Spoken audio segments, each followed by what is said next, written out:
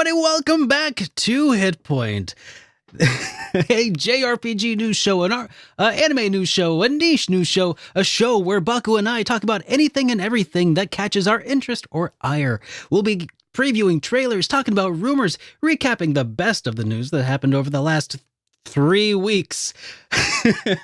We broadcast live every single Sunday at 7 p.m. Central, 8 p.m. Eastern Time. We'll be responding to super chats at the end of the episode.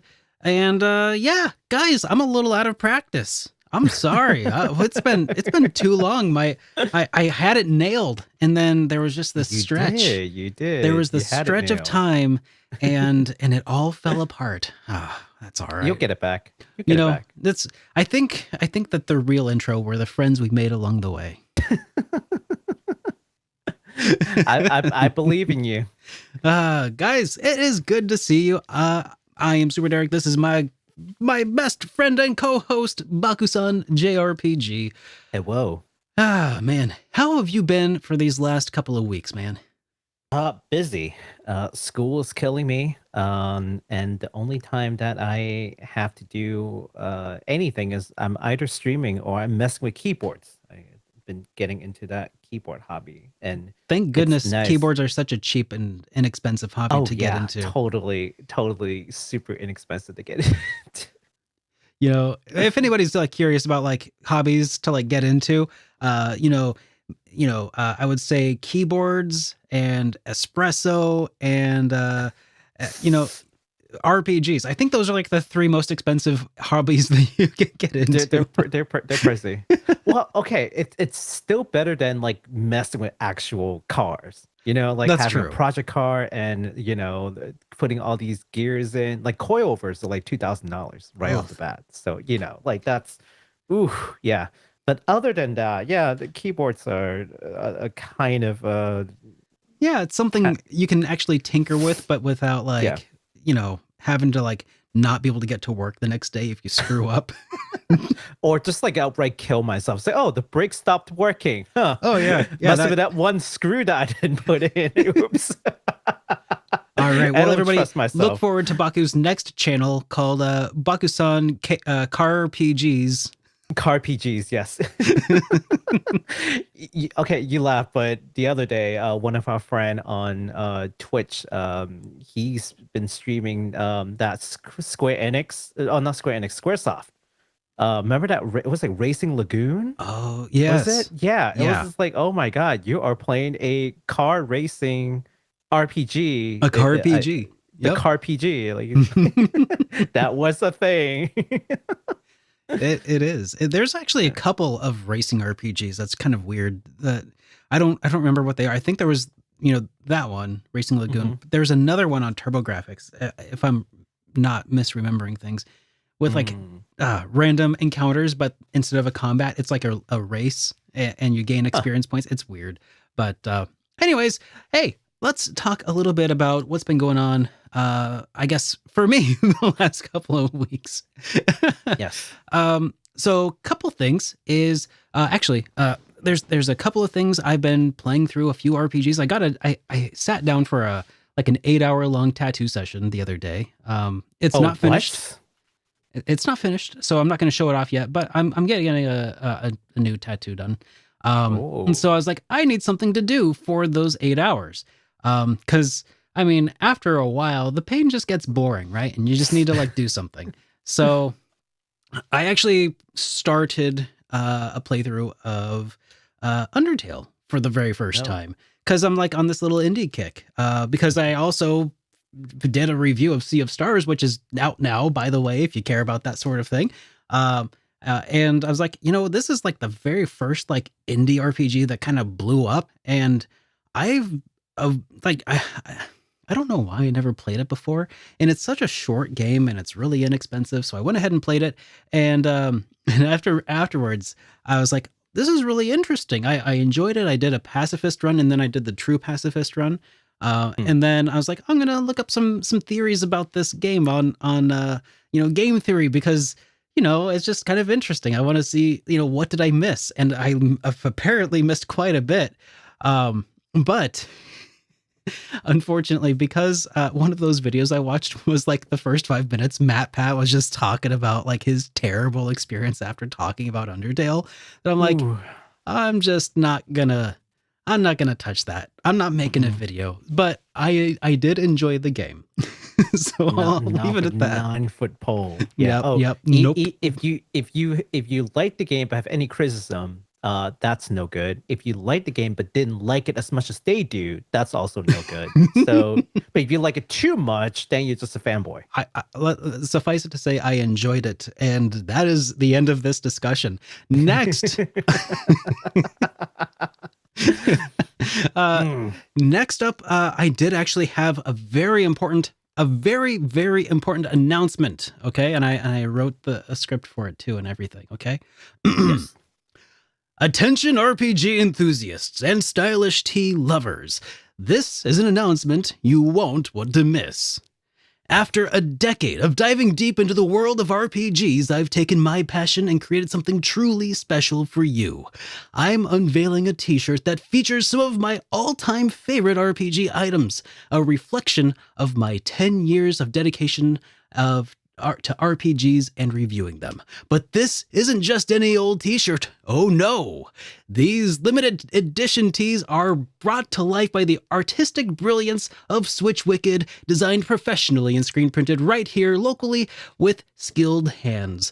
Through a meticulous process of vibrant colors are hand pressed into the fabric itself, called screen printing, ensuring that the print doesn't just sit on top, but actually melds into the garment beautifully. It's not just like printed on with a machine or ironed on. This is handcrafted passion imprinted on fabric.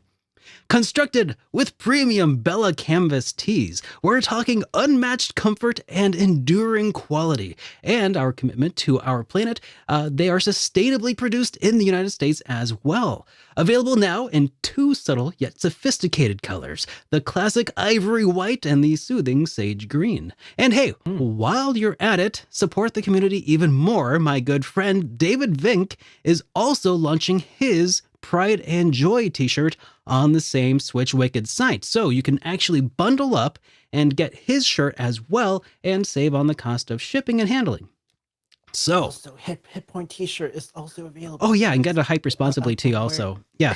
And celebrate with a decade of RPGs with a tee that speaks volumes, quality design, and a whole lot of heart. Secure yours in this exclusive pre-sale that unfortunately it ends tonight.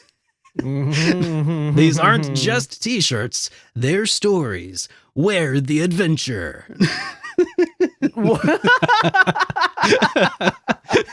Yeah. Wow, they pay you to do this? No. I just did this because I wanted to be a little extra. In fact, so I wanted to tell everybody about these a couple of weeks ago. This pre-sale has been going on for the last 2 weeks. I was like, I'm going to announce it on HitPoint tonight. Cancel. Oh, I'm sorry. This and then is my fault. and then I was like, that's okay. It's okay. I got another whole week. That's probably fine. Cancel. I'm sorry. It is 100% my fault. It's all right, Baku. I'm taking it out of your paycheck. I'm just kidding. That's gonna hurt.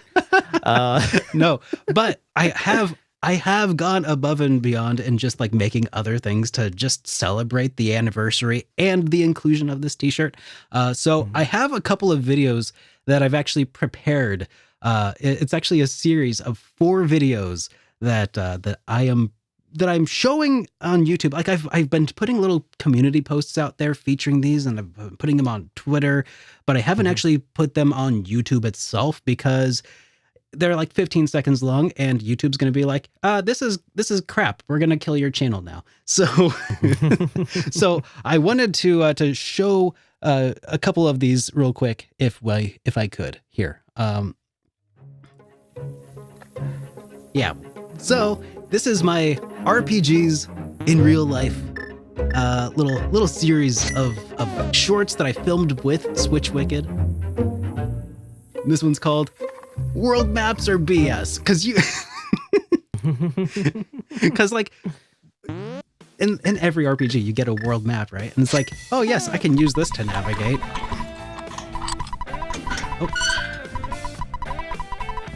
Oh, there went the...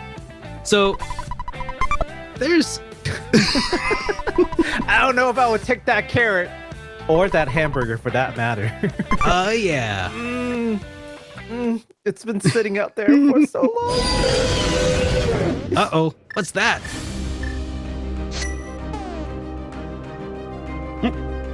The carrot returned.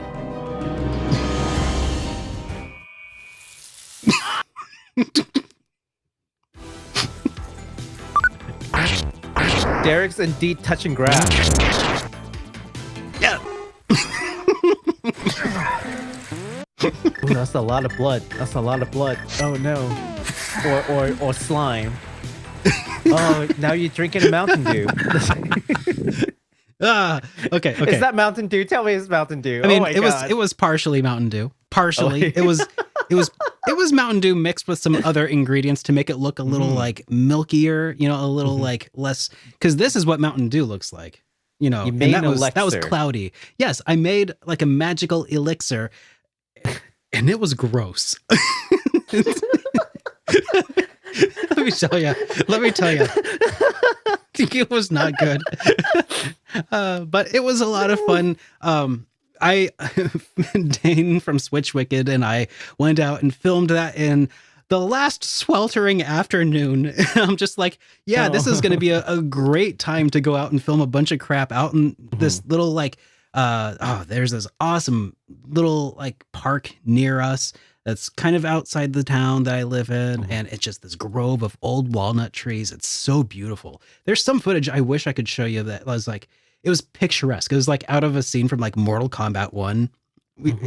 Anyways, it was a lot of fun, and I just wanted to share that with everybody to help like celebrate the 10-year anniversary and go a little extra. But unfortunately, like I said, tonight is the last night that we have this open.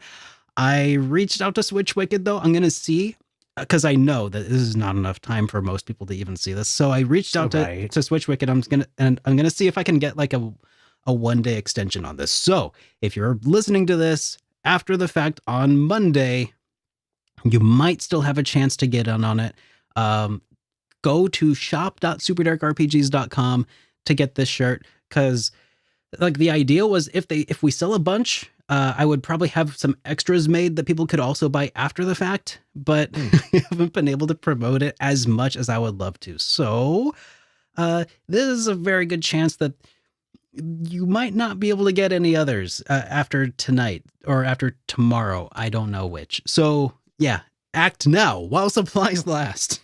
Unironically, I seriously, I got the green one because I wanted the green one. But now that I'm looking at the ivory one, I'm a slight buyer remorse. Like I should have gotten the ivory one. I don't know. They both look pretty good. They really are. I'm gonna stick with the stage.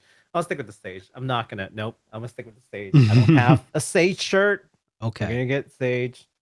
Okay. No changes. Yeah. Anyways. Oh, and the one I'm wearing right now, by the way, is the Sage, and I'm wearing it with over top of a long sleeve tee that's also from Switch Wicked. Yeah, these are so dang comfortable. This is a slightly different version of the tee than like what you have on. These are like their classic fit, which is like it's a slightly thicker, like mostly like cotton kind of tee. So it's a bit, it's good fall weather wear, I would say. Yeah, and they're also a little less like sheer in the color of white, which is kind of important for some people. Right. So we were pretty particular about the color choices we went with, but man, I'm just so in love with this design. Okay, it looks good. So next, before we go too much further, before I like go off the rails talking about how much I love this tea, we got a voicemail from Jester, and I wanted to go ahead and play it. Yes. Hey, Derek and Baku. This is Jester from Discord. My question to you guys is, for your favorite RPG, how would you improve it? For example, my favorite RPG of all time is Chrono Cross. One way I would improve the game itself would be to cut out the large playable cast, then have them be side quests where you can get equipment or skills since you pretty much get stronger depending on how you battle in the game. So, yeah, I think that that's actually a really good idea. To like, if Chrono Cross had been a little bit more focused on just a few characters, and instead like keep those other characters like he said, but just like make them to where instead of like them joining you or something, you just get something from them.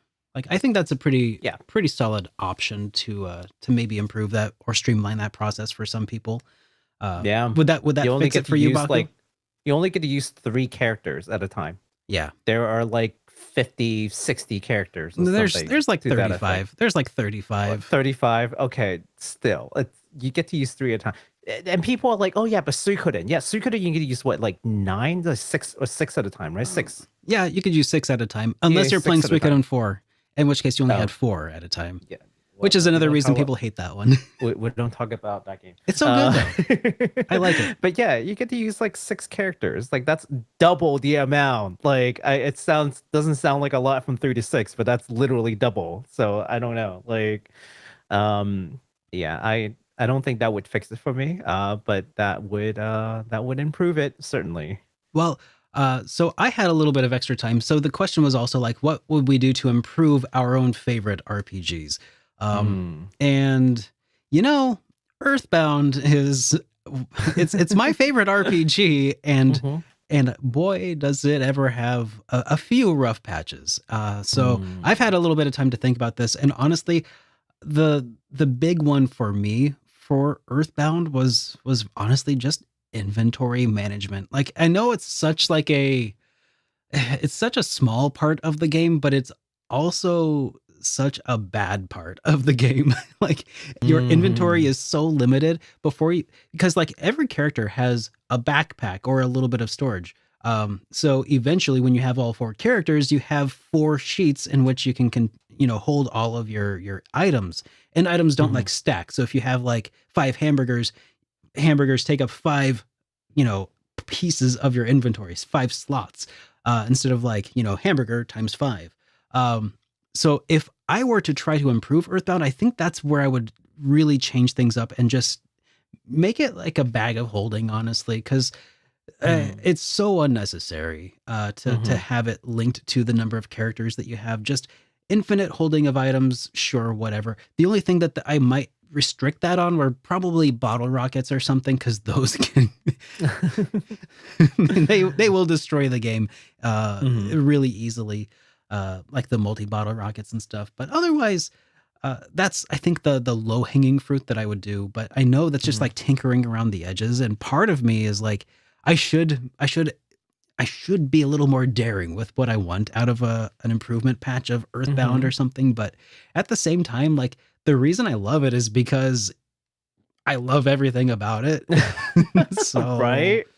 That's hard, man. That's hard. Maybe make it a little, I don't know, a little longer. I don't even know what I would want to do with it, honestly. It's hard.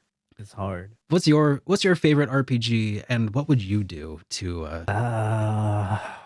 that's Trials of Mana question? Well, Trials of Mana, let's talk about Trials of Mana for a second, because that is the first game that came up to my mind. Like, if I could, my biggest gripe with that game is towards the end game, your strongest equipments are randomized in these the seeds. Yeah, I hated the seeds. The seeds are so silly. It's like, okay, the class change items, you kind of have to farm that, which is relatively easy because you only get a certain amount of choices out of those seeds, right? And that's fine. But the gears are like literally every single possible gear that you can get at that level could possibly show up for all your characters, regardless if you can actually equip them or not. Not to mention duplicates. Yeah. So to get a full set for all 3 characters, it's a pain. It's a lot of save scumming, honestly. Yeah. And wait, I can't remember. Can you save scum it, or are there like protections against save scumming? No, I think you could use the seed. I mean, you can use the seed, and then I think it's based off of like the last reload. enemy you fought or something. Some stuff like that. But you can do it. It's just a pain. It's a pain to do. Yeah. It's such a chore that was very unnecessary. Yeah. So, but otherwise, like the rest of the game, it's just like I love it flaws and all. Sometimes there are little quirks to the game Mhm. that some people will be like, oh, that's terrible, and but for me, it's like no, that's kind of part of the charm. You know, So I would say you that know, there's some overlap there with Earthbound with getting the best gear for mhm. Pooh involves fighting hordes and hordes of Starman Super, I think, in order to get the Sword of Kings, which, I mean, I do it every time, but you have a 1 in 128 chance of getting it, which doesn't seem like a lot. It's like, oh yeah, you should just be able to fight 100 Starmen or something and you get it. And hypothetically, on average, you'd be right. But in practice, I mean, that's not always the case. In practice, you can spend like 8 hours playing the game just trying to get the Sword of Kings. And then by the time you do, you're already strong enough to fight and kill, the final boss of the game. So yeah, Right. there's that. I think that it's, it's one of those things that it's there and you can do it, but I think it's one of those mechanics that they didn't expect you to get all of them or to spend your time doing all of those things. But our love for those games means we must do them. And that in turn makes the tedium way bigger than the developers intended, I think. That's my thought at the moment. I'll throw one more. Yeah. And a lot of people are not gonna like me for saying this, but How here dare it you. is. Near Automata, just cut 9S's part out, period. Just don't care for the guy. Oh, that's spicy. Cut him out. I don't care. I mean, no, you can keep him in the game. That's fine. I'm not saying like cut the character out. I mean, cut his entire arc, like that entire playthrough where you play as him. Cut that out. I don't need it. I'd rather we see more of like their adventure rather than playing through the entire section just to see things from his perspective when it's not that much of a difference that you couldn't have done like in a different way, if that makes sense. Yeah, I don't want to play through the entire thing again. But yeah, I know some people are like, how dare you? Oh, man. Nines is such a good boy. Call me Nines, ma'am. Why would you get us canceled like that, Baku? Why would you? Oh no. Jeez. Well, okay. So you were talking about like toxic. What is it? Well, I mean, I didn't. Well, not toxic, in the episode. But, during the pre-show, I might have said something about it, but yeah, certain combative fan base, a near fan base is not that bad. Although the ones who particularly like 9S, I don't know. We'll see. Everybody, make sure you let Baku know on Twitter just how much you love 9S. Yeah, please tell me how much you Baku like on Nines. He likes to be called Nines. Okay, Derek. That's his is he preferred dressed name, to the nines? Because if not, then I don't think he deserves it. But anyways, yeah. So thank you, Jester, for the voicemail. And if you listening at home, yes, you. If you would like to leave us a voicemail, you may do so at 785-337-3805. But remember to get your shirt first, because supplies are running out. Okay, do it right now. Just actually supplies aren't running out. We're actually going to make them to order, but time is actually running out. So yeah, let's see. That is about it for voicemails. Now, I did actually want to make a return to a section that we haven't actually used for a little while called The Question of the Week. I was waiting for it. Sorry, I had to adjust my settings. It just doesn't sound right if I say it without all of the effects applied. Sure. So it is about that time of the year, the spoopy time of the year. Baku, are you playing anything for Spooptober? Nope, I'm going to Japan. Oh, that's spooky. Well, well, that's cool. That's cool.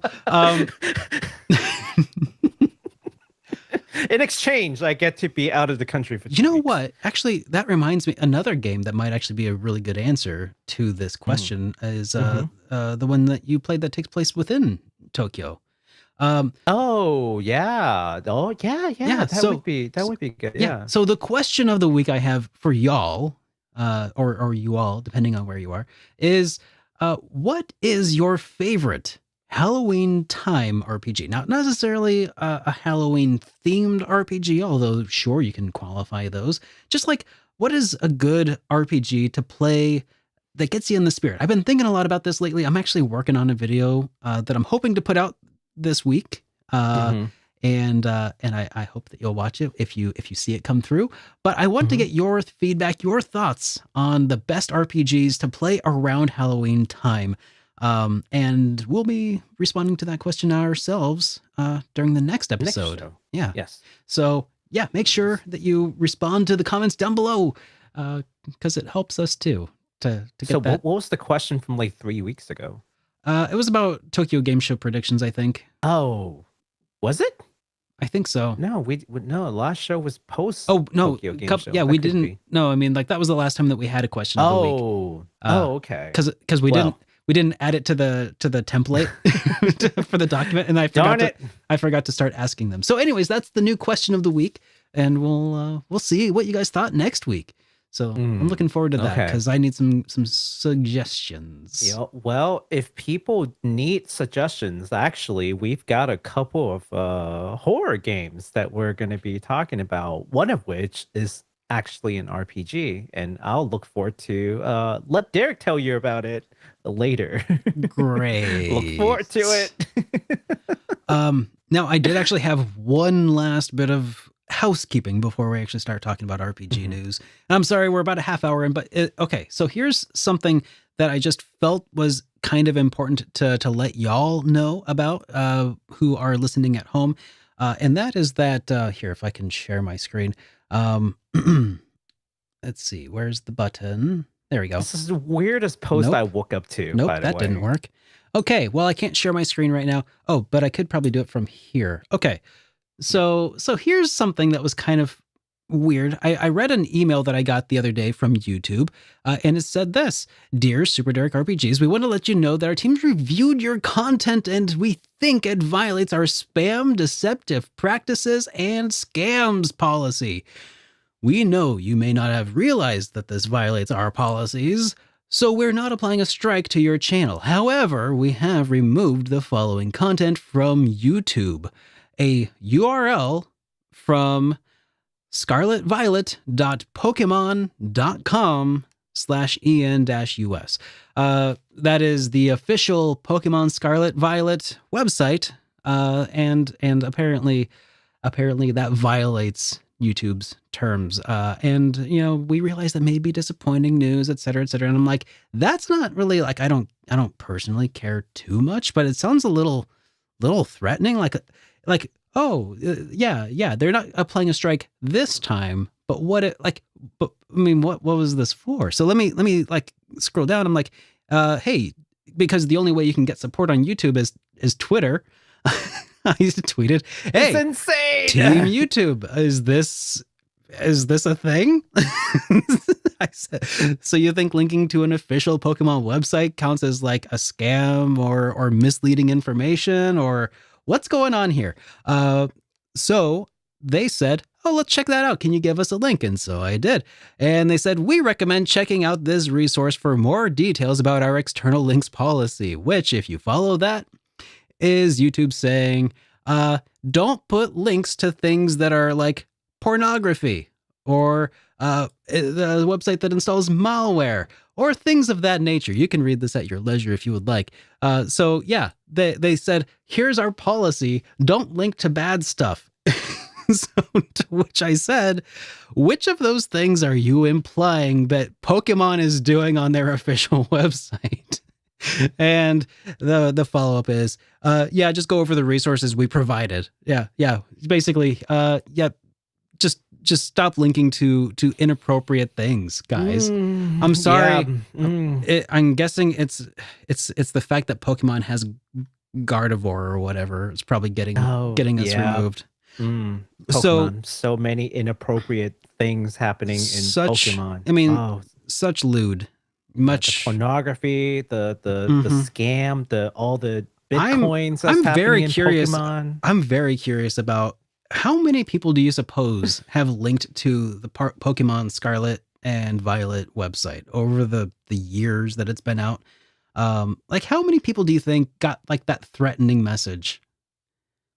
I imagine a good amount. That's crazy. It's Yeah. crazy. It is the one And of the biggest franchise in the world, and it's their official website. And a human being responded to that saying, yeah, here's our article about, linking to malicious content. Don't be malicious. Okay. It is. So all of that is to say, long story short, we are not going to be linking to websites in the video descriptions any longer. Up to this point, we've been including links to the various websites as part of our citation of sources. We're still going to vocally include our sources when we go over news items, but unfortunately, I cannot link to them at risk of being threatened by YouTube of receiving a content strike or something. So yeah. Yeah, I think someone posted to us last video. It's like, oh, you're not going to link stuff? It's like, well, no, we're not. And here's the reason why. So sorry, it's not up to us. And if you look at all of our videos, every one of them, and you know how I know, because I typically have all the links for all the stuff that I read, and I post them in there. So we've been very, very diligent in giving you the source of where we get the news, so you can go and verify it yourself. Primary sources, right? But YouTube doesn't like it, so don't get mad at us. Yeah, this is not a this is not the first time I've heard of this. It has affected some of my other friends as well. So I don't really know if there is a solution other than just hope that YouTube takes their head out of their butts at some point. All right, that is the housekeeping for today. It is done. All right, time to change sections. Delays. Yay. Yay, more bad news. All right. This bad news is sponsored by the Super Dereck 10th anniversary tea. Get yours today. Yes. So, it's not bad delay. news. I mean, it kind of, we'll see. I don't know. Slight delay in Chain Echoes, physical edition of the game, being produced by First Press Games, has silently been delayed into Q4 of this year. It was originally supposed to have come out during summer of 2023, which would have passed. And then it silently changed into Q3. No, grand announcements, no apologies, just Q3. This is fine. And now Q4, just silently being pushed back. And the only reason I know is because we bought one and I went and looked to see why it has not been shipped yet, since it's supposed to be Q3. And wouldn't you know, it's October.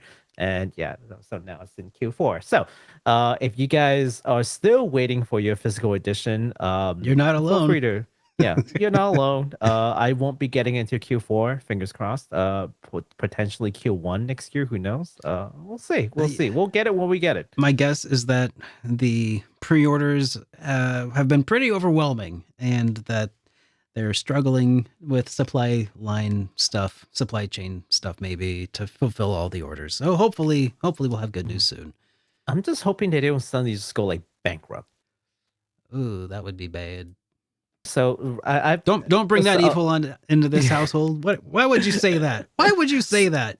Okay, so I told you that recently I've gotten into more into like the keyboard hobby. And one of the things that you have to know, first thing they'll tell you in the keyboard hobby is be careful of group buys, because group buy is not a guarantee you'll get the item. Like, there are failed group buys. It's like what is it called? It's like crowdsourcing, crowdfunding. Yeah. Like a game. When you crowdfund a game, you're not necessarily buying the game, because a lot of those won't actually still make it. Yeah, like group buy is exactly the same way. So, typically pre-orders, you have very established publishers, like Nisa's not going to suddenly go out of business, we would think. Or like Square Enix is not going to suddenly go out of business. They might be bought, but they're not going to go out of business out of nowhere. But when you've got like an indie game that's being, having their physical items produced by a more fly by night kind of company, it Mhm. does make you worry a little bit. Maybe they're not financially as stable as some of these other publishers. Not to say anything bad about First Press Games. Yeah. I don't know what size they are, but I've at least not heard of them until now. And it So looks like they have some pretty lofty goals, and I hope that they're able to fulfill them. But yeah, this is probably crossed. unprecedented for them. They're probably like, "Oh yeah, it's just an indie game. We got this, no biggie." And then turns out it's Chained Echoes. So I'm sure that it's probably fine. It's just probably a bit more than they bit off, than they meant to. I don't know. A word of caution to I'm 8-bit, by the way, because I'm 8-bit is responsible for the physical edition of guess what game? Sea of Stars. Yep. But you can get yours on PlayAsia if you'd rather, which is supposedly coming out in December. Oh, I mean, that's what they say on PlayAsia's website, the multi-language option. It looks nice. I want the limited edition. I know. That's why I'm waiting. Like, I'm 8-bit, and I want, like, the English in there already. Yeah. That's going to be great. Anyways. Yeah, we'll see. We'll see. We'll see. Yeah. Okay, let's move on to talk about fun stuff. Yeah. Yep. There we go. Yes. Fun stuff. Upcoming releases, but not really upcoming releases because we missed like 3 weeks of show. Starting with upcame releases. Upcame releases. Yes, the newest entry to the Disgaea series, Vows of Virtueless, was released on October 3rd for PS4, 5, Switch, and PC on Steam.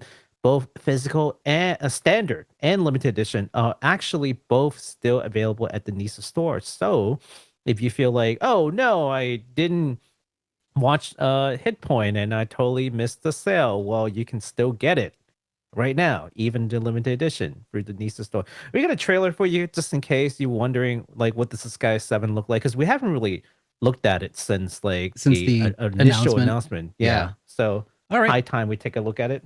Yeah, let's play. Okay, the name's Fuji. Maybe you've heard of me. Oh, that's loud. There we go. This is my story. Your timing's great.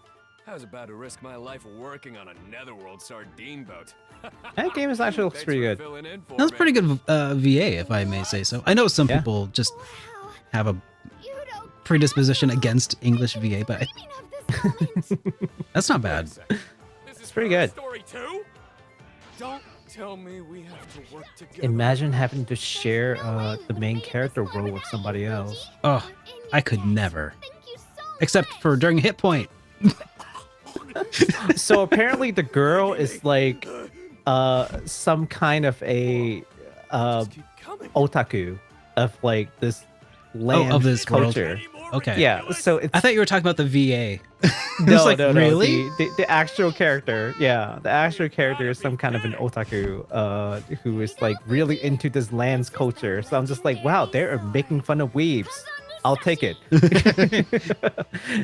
So the land this game is based on is like ancient Japan in a way, right? So that's where the main character is from. And then you have this like foreign person who's like super into the culture. I'm like, wow, they are totally making fun of weebs right now. But I'll take it. I'll take it. Oh, and save Hinomoto too, I guess.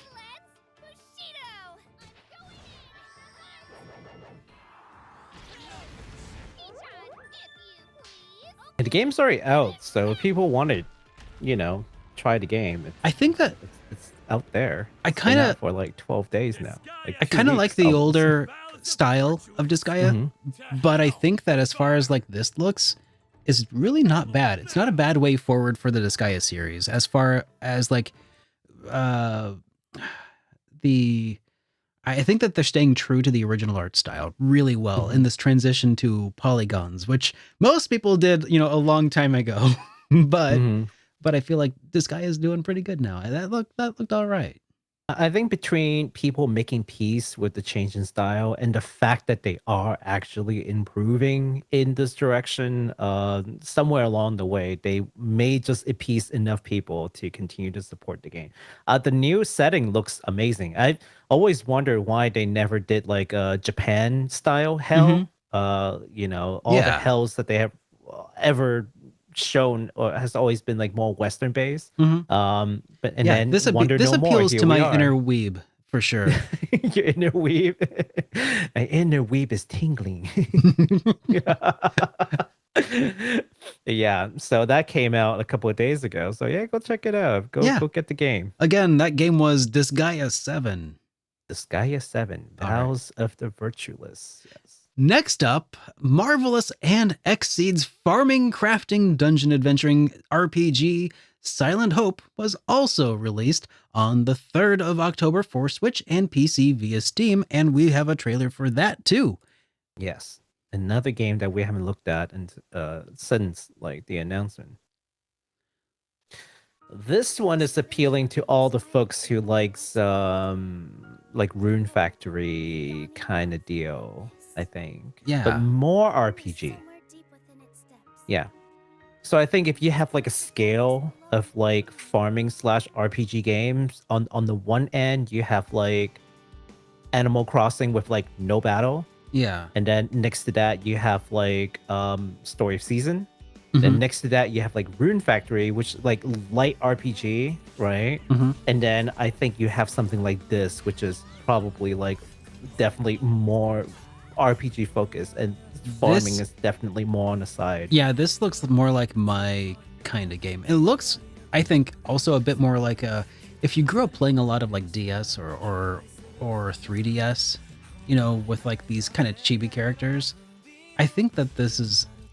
It kind of looks like that, a bit more DS-ish. Yeah, if that can be a thing. And no, it's definitely an art style. Yeah, I mean, we talk about like NIS art style and like Super Nintendo art style, like PlayStation 1 kind of art style. DS definitely has like a certain kind of art style too. That was like pretty with the giant prevalent. heads and like the pointy little arms, kind of. I feel like that. When did that come to prevalence? Was that? I don't know. I think we saw a little bit of that in PS1 era already. PS1, PS2. Maybe a bit of PS2. Yeah. There's definitely one that comes to mind, but like I can see it in my head. They didn't even have feet. They just had pointy legs that just ended. And I feel like that's kind of, yeah. Anyways, this I think looks really awesome so far. You know what's funny is that we have another game that looks just like that later on that we'll talk about. I know. Because I was actually already looking at it earlier. Oh, you saw it? Okay, yeah. So I know exactly which one you're talking about. And I at first I thought this was that, and I'm like, no, this looks a little different. Okay. Stop playing. There we go. Okay. You know what it is? Both of them have 7 heroes. Maybe that's why. Could be. So this game again was called Silent Hope, and you can play it on Switch and PC via Steam. All right. Next up, we got Front Mission 2 Remake that is coming from Forever Entertainment, and that was I can't wait for this to come after. Oh. That was released 10 days ago, only on the Switch. Physical version are actually available over at Forever Limited. Cannot give you the link because otherwise we'll get flagged again for, violating something. But just, go look up Forever Limited. And we have a trailer for that too. All right. Many trailers. Many trailers. All right. Here, I gotta. Very trailer heavy today. That's all right. These have been kind of short trailers so far. Yeah, we'll get through them real quick. We got a lot, I though. actually really like the look of the new Front Mission. I will say that the reception has not been great. So I wonder the question if it's is it because it's being held back by its roots? Or is it because are people expecting it to be like a modern game? Are they comparing? Maybe they're expecting Armor Core. They're like, oh, how come it doesn't look like Armor Core? This ain't no Armor Core. Ah! This is not my Gundam. This is not my gun. Not my Gundam. No, there are some critiques that are very valid, and we can talk about it after the trailer. But just speaking on the trailer alone, it actually looks pretty good. The gameplay looks pretty solid. It's basically what I would expect from a remake of Front Mission, like the Super Nintendo version of it, anyhow. And looks fine to me as a not AAA remake. Yeah, it's a little jank, and this is the thing, like that little jankiness, that to me is kind of like a charm. It kind of adds to the bad. roboticness. Yeah, It adds to it. Yeah, so I'm not mad at it. Front Mission 3 remake will be announced sometime soon. That is on the list of to do. They had initially announced, of course, that they would remake all 3 Front Mission, and so far they've delivered 2 of those. So we'll wait until they do the crowd favorite, Front Mission 3. That's actually the one that a lot of people got into the series, is that game. I bet. So talking about the unfavorable feedback, most of it has to do with the translation. Oh. So apparently, I mean, this is a whole crazy backlash that's happened in the last like 2 weeks for the game. A lot of fans are finding that it looks like, they have no proof of it, but it looks like they might have used a lot of like machine translation. So a lot of awkward phrasing and just like stuff that makes no sense. And they just kind of like throw it out there and just like call it a day. It was so bad that Forever Entertainment actually released a statement on Twitter saying that they will do further work on localization. So, I don't know about buying that physical copy right now, because, that physical copy is going to have the bad translation. The whole point of having a physical copy is that you don't need to download stuff. Yeah. Right. Like you have the good version. I don't trust that that's like the good version. Yeah. A physical edition of the game should be basically set in stone. And yeah. Yeah. By the way, speaking of mecha, can I distract everybody for a moment? Because I wanted to say that I am officially. Did you? You did. I am officially a real mecha weeb. Ooh. This is my Valimar. His wings aren't on at the moment, but I did all of the. Yeah. He came out. He's looking really good, I think. That looks really good. I'm very pleased. The detailing that I had to do on all of like the gold, it did not come that way. It was a big pain. A lot of little tiny fine painting. But I'm very pleased with the way that it came out so far. I mean, isn't that the labor of love though? Yeah, that's all. It's all part of it. I feel like I feel like a Jedi who has just constructed his own lightsaber for the first time as like a his coming of age thing. So I am officially an otaku. Thank you. You can celebrate this by getting my 10th anniversary tee at shop.superderekRPGs.com. Good segue. Thank you. Okay. Sorry. Like I said, this is the only show I can promote it in, so it's happening all night. Okay. Next I'll post a link just for you. Okay, got it. I need a bot. Okay. The next one the next upcoming game that is came on the 6th of October was the latest Sword Art Online game called Last Recollection, which just dropped on 2 weeks ago for PlayStation 4, PlayStation 5, the Xbox One, the Xbox Series X, S, and PC via Steam. The game is based on an original story where a certain key character in the main series did not die. Won't tell you who. I mean, I won't tell you who because I don't know who. Did somebody die? Am I about to be spoiled? I mean, you won't see in the trailer either. Yeah. Okay, so yeah, many people died in this series. Just one of them didn't, and that's what this new story is based on. Was it like unnamed henchman B from the first episode of SAO who like tried to remove his helmet? Dang it! You ruined it. Yes, it was in fact henchman B from the first season. we saved his life, and then somehow the entire world just like diverges. Man, Multiverse, may his final words be forever enshrined. R.I.P. He's voice acted this time, you know. Yeah.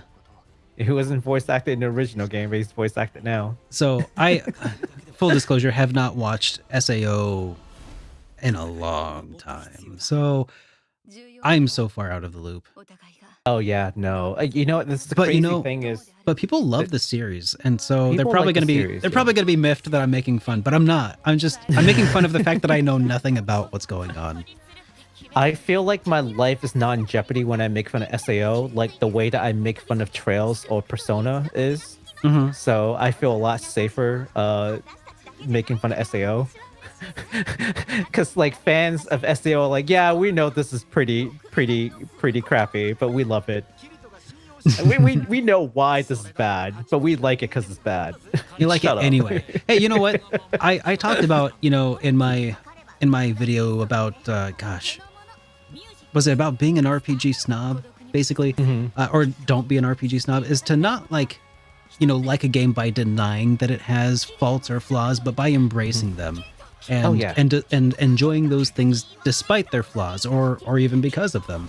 So coming cool. Full circle to the question from the call, like from the voicemail. That's why that question was so hard. It's like, yeah, my favorite game, I know the flaws, but I like some of the flaws. It adds to it for me. So I know. Like I would never change the voice acting in Legend of Dragoon. Spinning cane. Oh no. Burning rush. I would never change that. I would pay money to add the original Resident Evil voice acting back into the remake if I could. It doesn't. That would be an incredible mod. Oh my god, it's so good! It's such a good mod. So, Sword Art Online: Last Recollection. Again, it is available already on PS4, PS5, Xbox One, Series XS, and PC via Steam.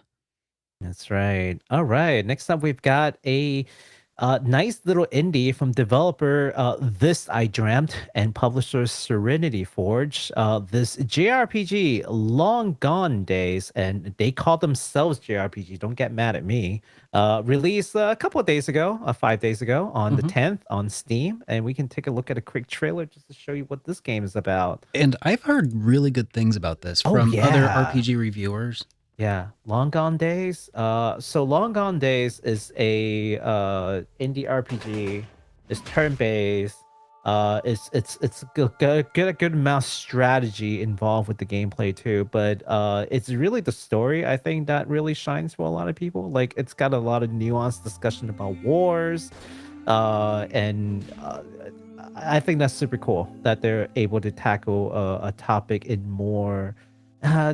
Maybe less safe terms than, some bigger companies may. Because as much as you think larger companies like, ooh, they are really going there, they're not really going there. They're still playing it very safe, right? Indies, now they can go there. Oh, they will go there. They will go there. And that's why I have so much respect for indies, and we just got a soft spot for them. Apparently like language barrier is a theme here, which is a very real thing that a lot of other media just like to just ignore. Like everyone just speaks a common language in a lot of places, like games. English, the universal language. Don't you love it when you play a game with like actual like space foreign aliens and then they just like know how to communicate with each other somehow? It's like, huh. Well, no explanation. It just happens. But yeah, you play as a elite sniper who's been, I think it's like this person's, I don't know if this person has been genetically engineered, but at least the main character was raised to be a sniper from like childhood. So there was a child soldier racing kind of program. That's what I remember. So yeah, the game looks fantastic. I would highly recommend it for people who want a more actually dark story that aren't dark for darkness sake. It's actually what I think is kind of wild is like the older I get, because I mean a lot of people don't think I'm this old, but I am 37 now. And the older I get, and the more like the whole like child soldier thing that I hear about and see in various forms of media is kind of like, I mean, like, yeah, it sucks. And it's like, yeah, that's bad stuff. But then I'm like, dude, we have 18-year-olds fighting. Like we target high schoolers. Like we might not be raising them from like childbirth to be soldiers, but in a way, like, I mean, we have child soldiers. I mean, I don't care if you're 18 and you like, I'm an adult. No, you're still a kid. It's crazy. Yeah. But I mean, that's way off the subject of long gone days, which we'll probably go there if you're interested in, more nuanced, takes on war and the horrors thereof. Yeah. You'd love to see it. Speaking of horrors, this is okay. Go ahead. The newest Sonic game is coming out in 2 days. love the segue. I'm just love kidding. The segue. I'm just. I know nothing All the about Sonic it. fans are so mad at you right now. No. This game is coming out in 2 days on the 17th of October. This title will feature local co-op with up to 4 players and online battle mode. Let's check out Sonic Superstars. Okay, so not gonna lie, Sonic Superstars actually looks really fun. Like, it actually looks great. Like, if you didn't like Frontier for whatever reason or whatever things they're trying to do, or you just want a more classic experience, there you go. This is your classic experience. This screams classic Sonic. Actually, this does look really good. Yeah, right? Dang it. Just like bring the fun back. They just we say this all the time. They bring just had to ruin my awesome segue.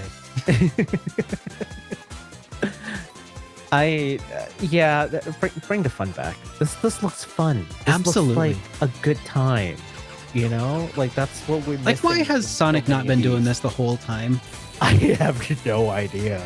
I mean, to an extent, Probably it looks like they've been trying, but I mean, this looks like they're succeeding. I mean, it reminds me a bit of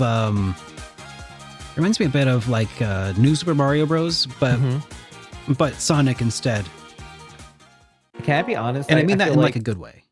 The issue with Sonic is this, right? And Sonic fans can probably and will disagree.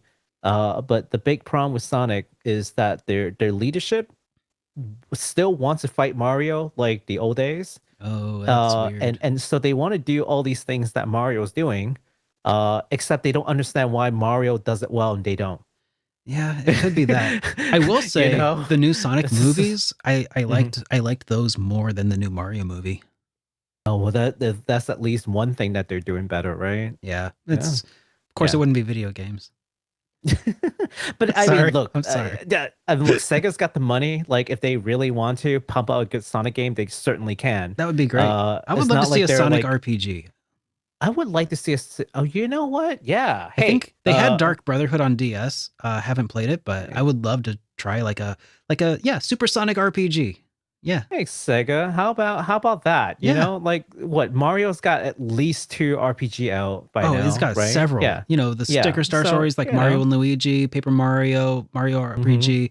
Like they got a few series of Mario RPGs. I think on Sonic. Yeah, they got Atlas. Could you imagine? Imagine a Super Mario RPG how it had like a crossover with like oh no, that's Kingdom Hearts I was thinking of. But imagine like a Kingdom Hearts style crossover between Sonic and Atlas RPG characters. That's the thing. They have as long Atlas. as they don't romance. My God, stop it. Oh yeah, please don't. Please do not have Sonic romance a human person ever again. Ever again. You have Amy Rose for a reason. Why don't you just keep Amy for, it's fine. Like Mario's got Princess Peach, you've got Amy Rose. Like, but seriously, cool. that would be really cool if we could get like a crossover there. So yeah, that's Sonic Superstars again. It's coming out in just a couple of days. Keep your eyes peeled for that. Yes. All right. And the last of the coming soon, releasing soon, actually coming this week game is something from Arxis Games, the social thriller game Inescapable, No Rules, No Rescue, will be released on the 19th on all modern platforms. So everything. It's All on right. everything. Yeah. All No reason not to play it. Let's take a look at the trailer and we'll talk a little bit more about it. All right. All right, Arceus Games, yeah. So this one is appealing to all the people who are, the Danganronpa fans, the Zero Escape fans, those kind of things. So you are put into one of those situations again, where you're in a death game, you're kidnapped and put into a death game. Oh. And kind of okay. kind of like Saw, but you're on an island. Kind of like Battle Royale. Yeah, kind of. This is- Except, has a lot to do with trust and deduction and murders. Okay. And, It's a bit more of a suspense than. Yep. All right. Yeah, it's not like, because Battle Royale is just blind kill. Like, I can just I just kill everyone right now. Like, what are you gonna do? Like, there's some stealth element here in kills, and you suspect people, and Yeah. Imagine a Battle Royale RPG. That would be pretty interesting. Battle Royale RPG. Yeah, like one based on the IP Battle Royale. They have a game like that. It's called Fortnite. No. An RPG, not a rocket propelled grenade RPG, a Japanese style RPG based on Fortnite but turn based. And you know what I'm talking about, right? The movies Battle Royale. I know. Yeah. I know. Yeah. Okay. And in fact, did you know this? Fortnite got actually was it Fortnite or PUBG? One of them got sued by Battle Royale because they said the idea was too similar. I mean, they threw the case out the court, but I think it was PUBG. Jeez. Yeah.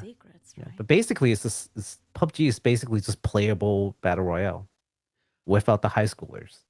Well, that's part of the problem. Put the high schoolers back in. Put the high schoolers back in. As enough about these child soldiers. Now let's put them in Battle Royale together. Oh no! Oh god. October 19th, tell all your Danganronpa fan friends that there's another one of these games coming at them. I'm sure they're finishing, Master Detective Raincoat by now, which is incidentally another one of those kind of like suspense detective, not detective, but like deduction games. Yeah. Yeah. Kind of a whodunit kind of. Whodunit, yeah. Yeah. So you want more of that? Check out Inescapable, No Rules, No Rescue. So that ties up all of the games that came out since our last episode and the ones that are upcoming before our next episode. So We'll go ahead and move along into the new announcements that we got for some RPG goodness. And this time we're talking about a game from Astral Shift, the 2D horror RPG called Little Goody Two Shoes. Yes. Just got a release date. This 90s anime-inspired game is the prequel to Astral Shift's first project called Project Mirror.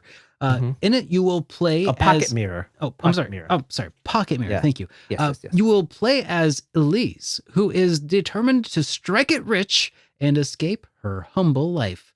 I think that's something we can all identify with here. Let's check out the trailer for Little Goody Two Shoes. Let's take a look. Closely. This game looks amazing, by the way. It's one of my, it's definitely on my watch list for a while. that art style, that 90s anime look, the horror RPG. Look at that. Dude, that's like straight out of the 90s, man. It is great. I love that. In Little Goody Two Shoes, you follow Elise as she embarks on a mystical yet dangerous journey.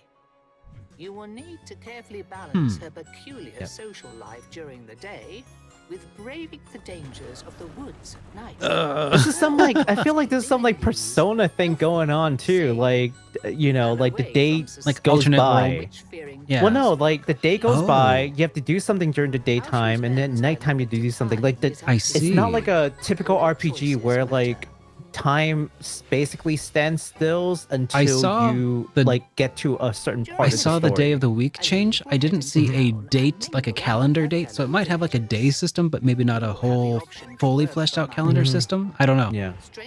But it's looking pretty cool. Yeah, so you have to like have established relationships. There are some people who are like confidants yeah, that you yeah. can romance. Okay. There are tasks that you need to do. You can be accused of practicing witchcraft in that case there'll be a bad end. And then at night you have to go into the forest and do certain things, and that's where the RPG part comes in. I'm really hoping I can see a little more of the RPG side of things here soon. I'm waiting for that too. I think they show you it after all this. This is still talking about like the daytime. Yeah. It's like Yeah. this is cool and all, but I'm here for the combat. I'm here for that. Give me that Dragon Quest stuff. Building meaningful relationships. Gross. Meaningful relationships. And what's a good story without romance? During her adventures, Elise can spend her days forging meaningful relationships with up to Meaningful 3 relationships. lovely bachelorettes. Lovely Rosa bachelorettes. Marine, a traveling witch who arrives at the village in search of her destiny. Freya, the town's sweetheart who hides a strong and determined heart. Lep Kuhan, I like the animations a lot, and that anime I know, style. right? That 90s throwback. It's kind of Each one has I can't their quite own place story to share. where it reminds me of. It's just so like general 90s Oh. anime look. Here's Not the dark. everyone is so Oh, okay. receptive to Elise's particular character.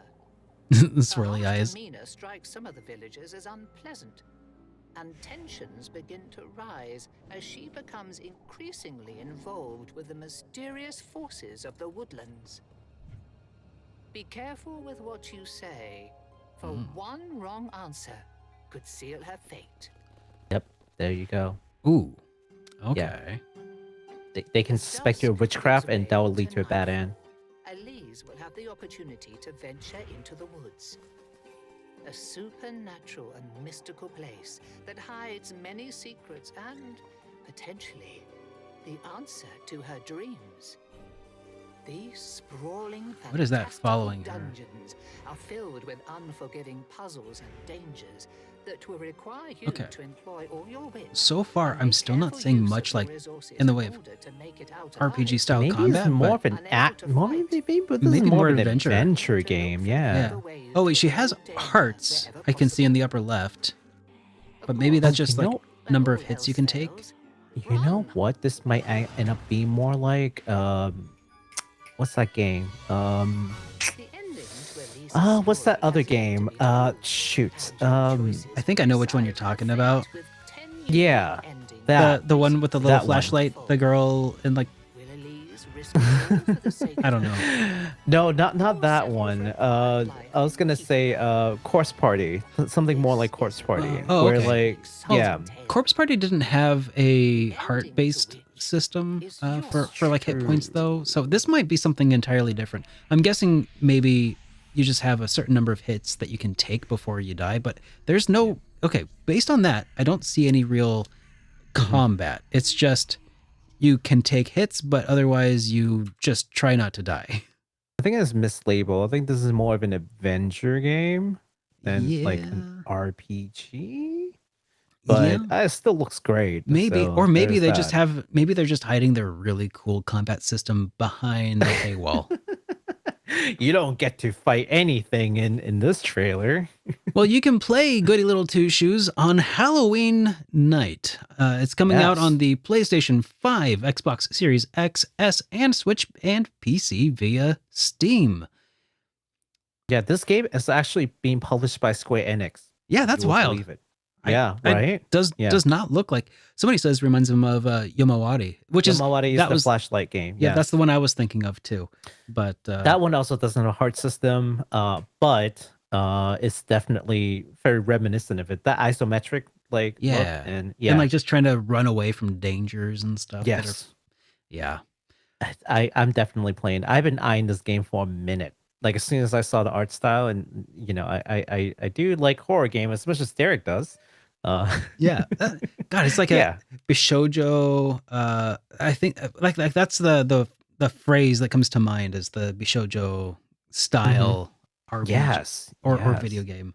It looks great. Yeah. If you're a fan of that 90s art anime style, especially, check that out. What you don't see is that later on she transforms into a Sailor Scout and blasts everybody away with Eldritch blasts.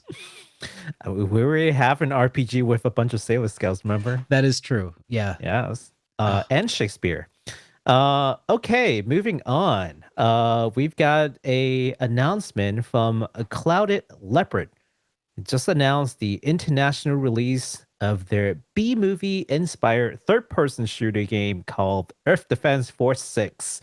I got a trailer for that too. I'm guessing the 6 is not actually.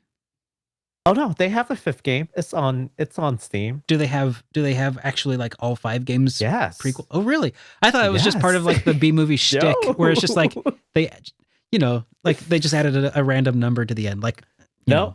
They have those previous games on previous systems. Wow. Okay, well now I'm interested. What do we got going on? Take a look at the game. All right. So this is very much a what's the word? What's that?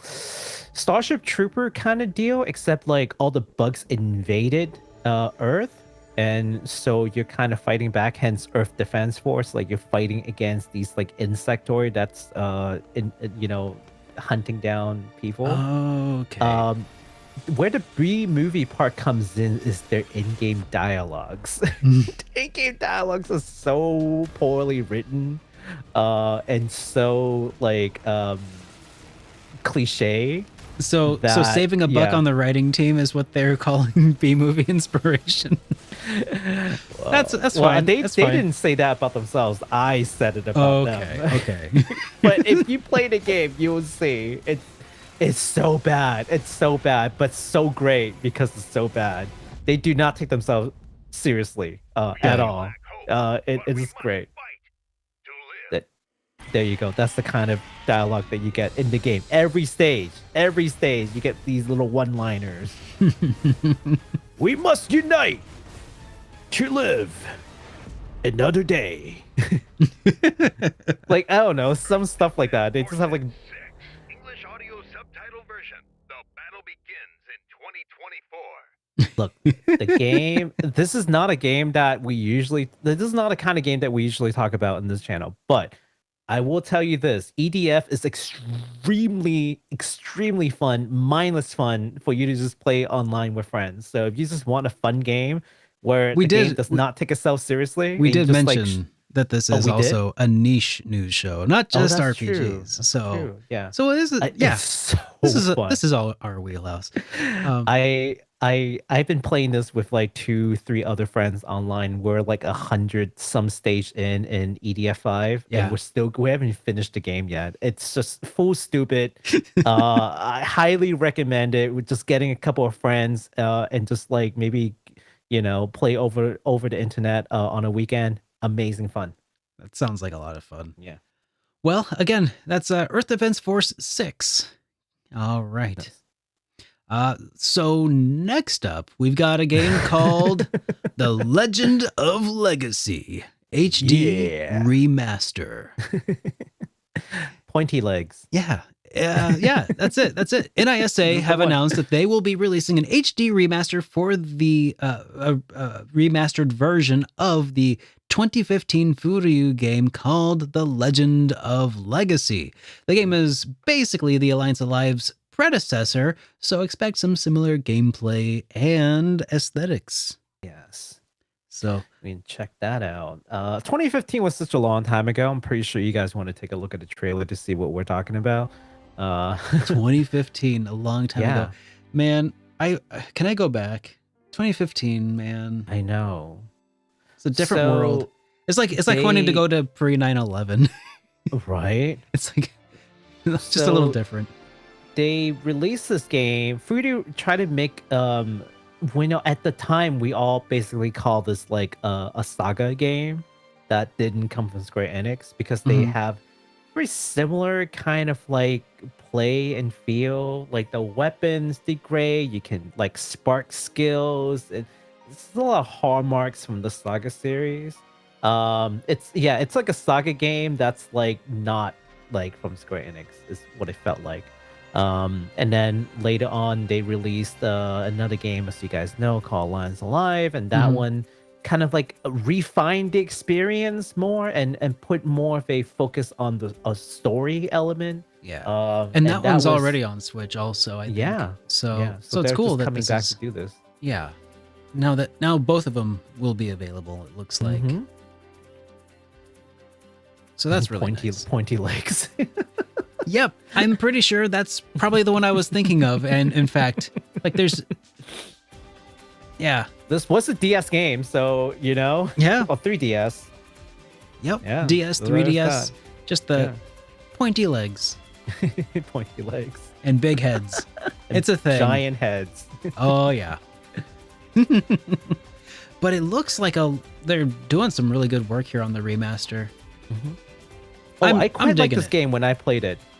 I really liked it when I played it. So there's like very little hand holding. The game is pretty hard for people who have never played like a saga game before, but it's definitely a little less approachable than Alliance Alive in my opinion. But it's a fun game if you want a challenge. All right. Yeah. Well, you can expect to play it sometime in spring of 2024 on the PlayStation 4, PlayStation 5, and PC via Steam.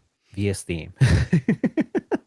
All right, let's shift gear a little bit again and talk about a game that is not an RPG again, the highly anticipated sequel from French Bread and Arc System Works. Under Night in Birth 2, Celes is coming this winter. What kind of title is this? Oh, I mean, is it difficult to say Under Night in Birth 2, Celes? Yeah, but what does any of those words mean? I mean, that's the thing, man. Once you hit a certain point, you don't need where we're going. We don't need words to connect properly. Anyways, the title will be the final chapter to the Hollow Knight storyline. So let's take a look at the trailers and see what the heck we're talking about here. So this is gonna be a fighting game. That's something that I forgot to write in. All right. This is a fighting game. Yeah, 2D fighting game. It is not loading. It's there. We go. Oh, I got it. Yeah. I fixed it. Everybody. System works. It's okay. French Bread. Yeah.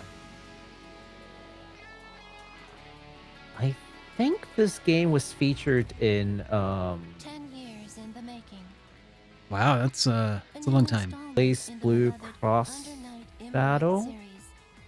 I want to say it is. You know what else has been 10 years in the making? My 10-year anniversary tease, which you can get shopped at SuperDerekRPGs.com. I was waiting for it. Like, go on, tell us, do it. See the linked pinned link in the chat. Yes. Yeah, I think this game was in Blaze Through Cross Battle. The one with I think it was like P4G. No, P4G, P4 characters. Yeah. Was it P4? Yeah, P4 characters.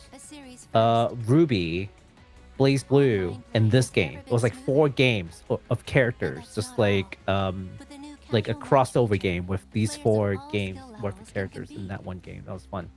But this is the new game as a standalone. All right. Yeah. Combos, of course, you name it. So I'm seeing a lot of menus here. I mean, I like menu-based combat, but I'm not seeing much of the combat. Okay, there we go. Okay, I'm good. Oh, 1/. Yes. I feel fulfilled.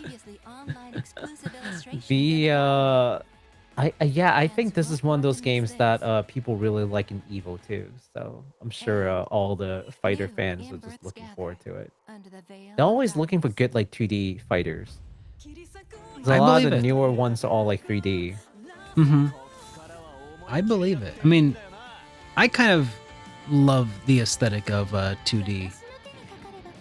I prefer the aesthetics of 2D too. There's something about just the refined, like, frames of animation. And Arc System Works, just, they do good work. Yes, they do. I mean, to make an understatement. I don't know if Arc.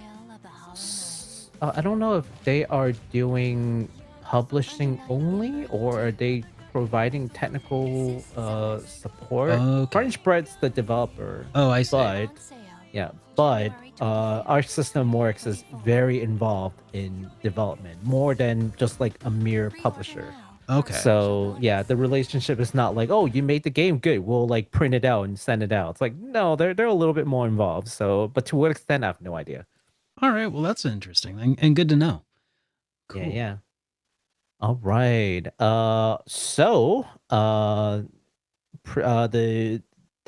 This game will come out in January 25th on PS4, 5, Switch, PC, and Steam. Physical pre-order is now open, and this is the kind of cool part. Pre-ordering will actually get you the season pass for free. So if you know that you're a fan of like, these kind of fighting games and you've been waiting for it, just go pre-order it. You get the season pass. Season pass consists of 3 DLC characters that would be released over time, and instant access to a playable character named Kuon. Apparently, like a new character that's added to this game. Cool. So pretty cool. So, Yeah. after having seen that trailer, I can say with certainty that the title, Under Night and Birth Celes, means even less than it did before I saw the trailer. So that's the thing. Like, I mean, I would say it sounds like it was generated by AI, but I don't even think AI can generate anything that bad these days. So for anyone who's like wondering what I mean by like 2D, 3D, I mean that as in like the actual gameplay and not like just the look of the character. Yes, this is a 3D model. It's posed on a 2D plane, but you can't move in a 3 dimensions. So 2D fighting versus like 3D fighting, like no, Tekken. there's like strafing, as opposed to like forward and backward. Yeah, strafing like, from side to side is the thing. Or like Soul Calibur, that's like 3D. Like you can actually move side to side, right? Yeah. So, yeah, just want to make that clarification. All right. So next up, we've got a new Japanese horror game from Nayuta Studio. No relation to the Legend of Nayuta, which I reviewed earlier this week. Called Hollow Cocoon, and it is coming to haunt your dreams this December. This first-person title is set in Japan in the 80s. Okay, I'm coming around. You play as a college student, Minato Jinba, who is returning to his mother's hometown after receiving news of his grandmother's health condition. What he didn't expect was the horror that is waiting for him in this quiet, rural town. It sounds like a Japanese horror game already. It's like 1980s, check. Going to a remote town, check. Okay. Oh, we all know Derek loves horror games. So I'm kind of expecting this to be a slightly maybe better version of Loop 8. We'll see. This is a run and hide kind of horror game, I think. Oh. At least from what I know, this is a run and hide kind of horror game. Kind of like what's that other game that kind of like maybe more like Outlast. Okay. Like you don't fight back. You run and hide from stuff. Yeah, no fighting back. No Resident Evil. No shooting things. Yeah, that's a negative for me then. You can't fight back. If you can't fight back, yeah, it's just not for me, man. You gotta stealth away from the ghost. Like, I like stealth missions, with games with stealth mechanics. Mm-hmm. You know, I like that, but I also don't like, I don't know, something about like how I feel like spirits and stuff should be able to like sense your presence Mm-hmm. as like another spirit. Like, why would they be affected by a door or a sheet? Well, that's why you play what's that game called? The one with the camera. Fatal Frame. Yeah, that's why you play Fatal Frame. You do fight ghosts with a camera. You know? Well, yeah, I guess that is one option. The other option is to play this game on the 7th of December. It's coming out on PC via Steam. All right. And that about does it for all of the games that were announced since last time. Well, kinda. We got a whole other slew of stuff we'll talk about here during our industry news segment. Baku, take it Yes. away. Oh my God, there's so much to talk about. Quite frankly, I don't know. I didn't think that there was going to be that many things to go over, but here we are. So, let's talk about Compound Heart because that's a company that everyone thinks about when they talk about JRPG. Well, so the story actually starts from earlier this month when we didn't do our show. But early this month, the Compound Heart president and CEO Naoto Tominaga had an interview with Famitsu. Cannot link you to the article, unfortunately, but just take our words for it that he talked to Famitsu, where he shared that their company, Compound Heart, are working on a couple of titles. And as a matter of fact, and this is the part that's got me a little bit more excited, is that they want to focus more on making quality games. If you would believe it. Interesting. That's Yeah, I feel like know. that's kind of an admission of making low quality games.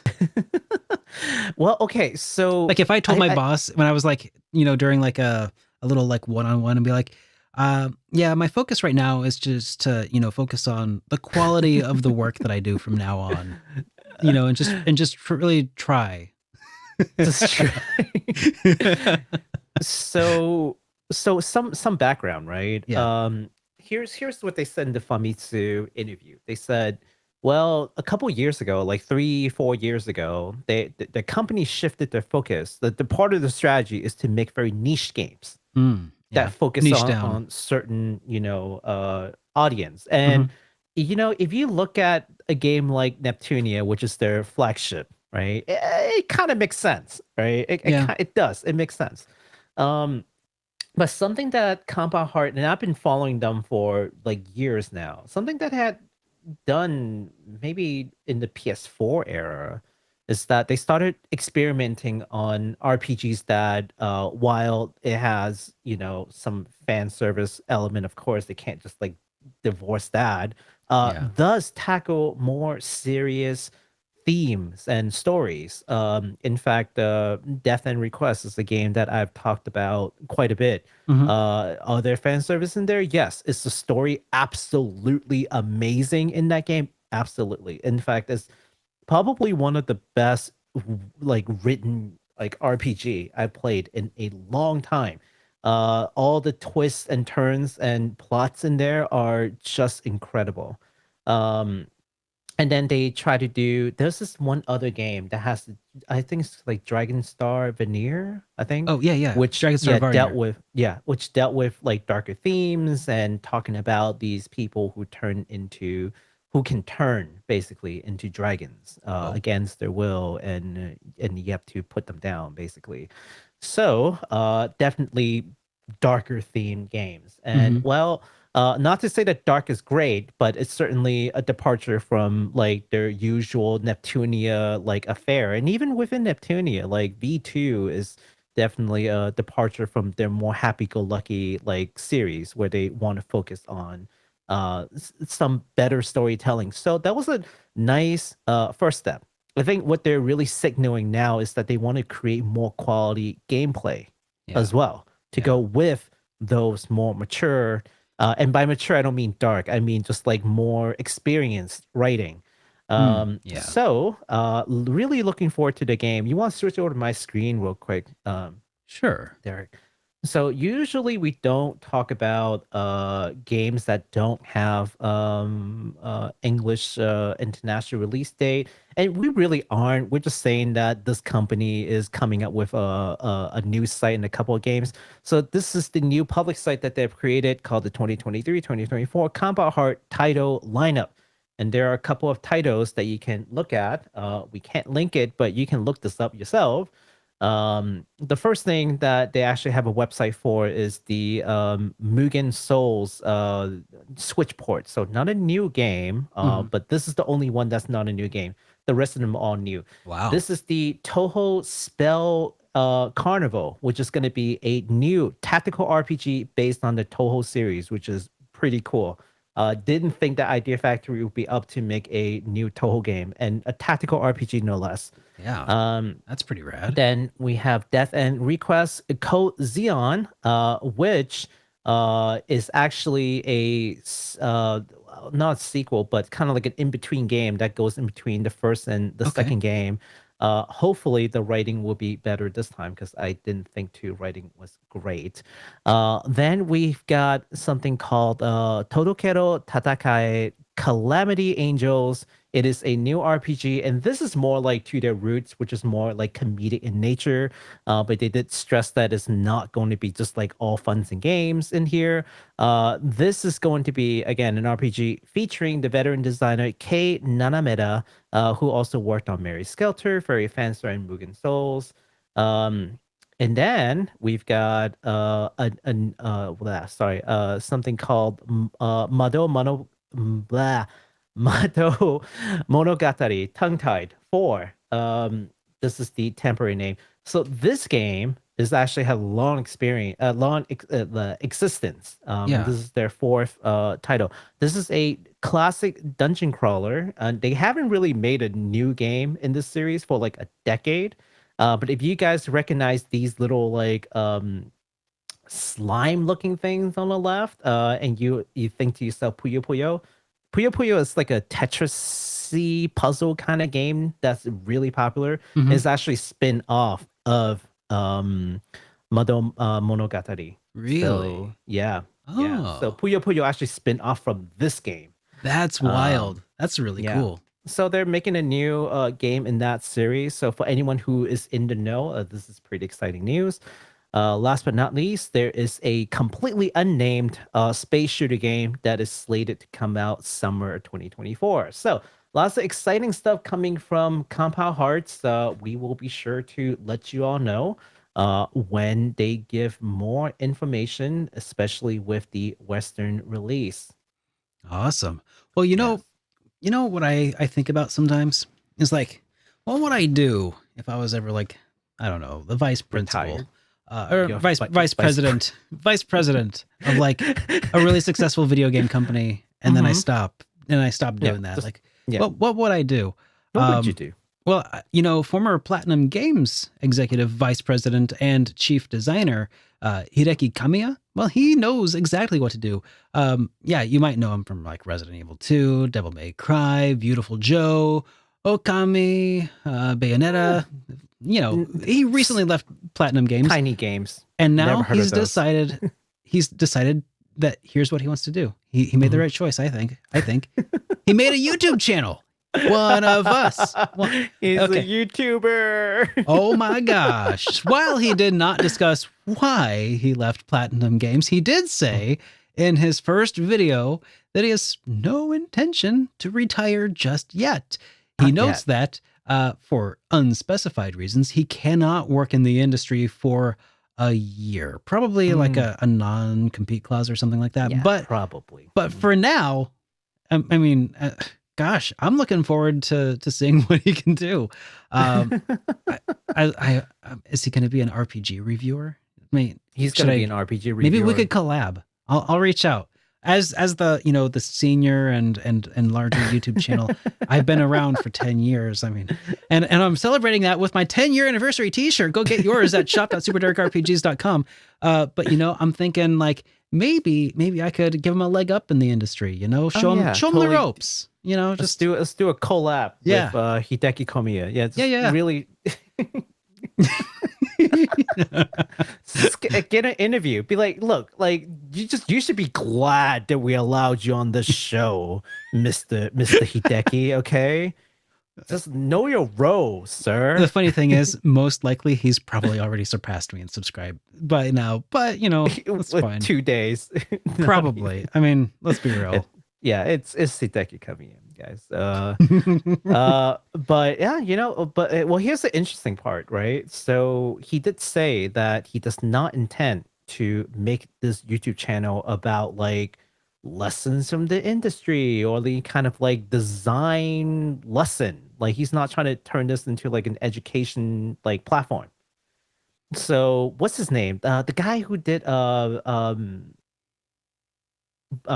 Smash, like Smash Brother. Oh yeah. Yeah, so his channel is definitely not always, but most of the videos involve some kind of like discussion or like his lessons learned from like being in the industry and game design and mechanics and like philosophy and psychology. Like he'll talk about a lot of these things. Well, Hideki Kamiya does not intend to do that. However, if he does end up doing it, that'd be kind of cool. But that's not, at least right now, not the intention. He's totally going to review RPG, man. He's coming for your biscuits. He's coming for your biscuits. I mean, man. if he wants them, he'll have them. I mean, that's just how it rolls. Oh boy, yeah. Look forward to seeing what kind of stuff he puts out there. He's gonna ban all his viewers. Exactly. He's gonna do. I think he notoriously like banned people who are talking smack on Twitter. So we'll see. We'll see what he does on Can YouTube, you blame man. him though? I mean, come on. Like The Twitter gets kind of dirty, man. it does. Yeah. All right. Speaking of coming for your biscuits, if you haven't bought a PS5 already, either because it's too bulky, you couldn't get one, it's too expensive, which I still can't help you.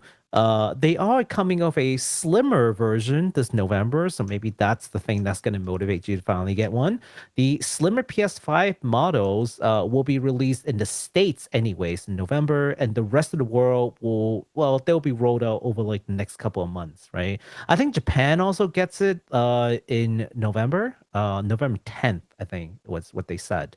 So they even have a hard date. We only get the month, so. Yeah. Yeah, but throughout the rest of the world, you will be getting a system. The new systems will be roughly 30% smaller. Can I than say, the original. I've seen the schematics. I mean, I've seen like the size comparisons.